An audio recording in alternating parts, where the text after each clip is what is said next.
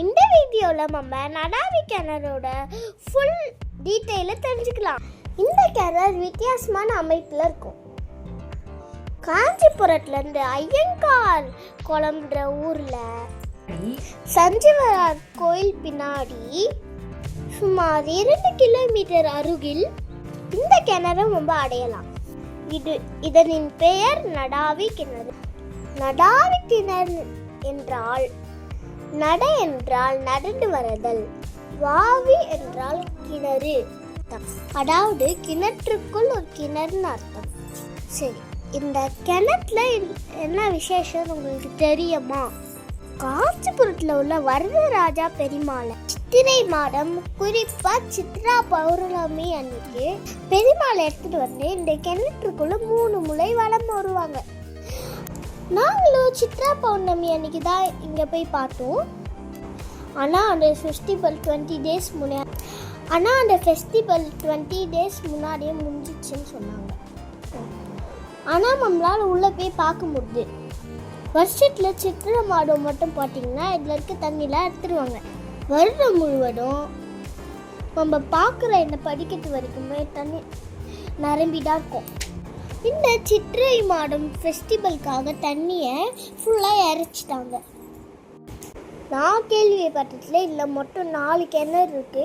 அதில் 3 கிணறு அழிஞ்சதாகவும் கூறப்பட்டிருக்கு. இதோட பேக் சைடில் 2 கல் நட்டு வச்சுருப்பாங்க. அதை தொடர்ந்து 2 கர்வ் ஷேப்பில் கல் இருக்கும். அந்த 2 கல் மேலே மழை பெஞ்சா அந்த கல் மேலே பட்டு அந்த தண்ணி கிணத்துக்குள்ள விழுற மாதிரி அமைச்சிருக்காங்க. அமைப்பை பாருங்களேன், கற்பனையே பண்ண முடியாத அளவுக்கு இருக்கு.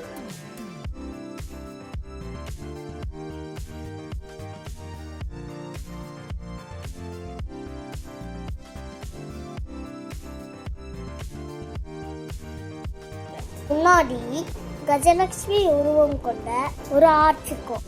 இருபுறமும் புரடாமிருகம் இருக்கும். ஏற்கனவே நான் புரடாமிருகத்தோட வீடியோ போட்டிருக்கேன். கீழே வீடியோ லிங்க் டீட்டெயில் கொடுத்துருக்கேன். நெக்ஸ்ட்டு உள்ளே போகணுன்னா நம்ம 27 படிக்கட்டு தாண்டி தான் போகணும். அந்த 27 நட்சத்திரங்களை குறிக்குதுன்னு அர்த்தம். அந்த படிக்கட்டு தாண்டதும் மண்டப்பட்டு அடையலாம்.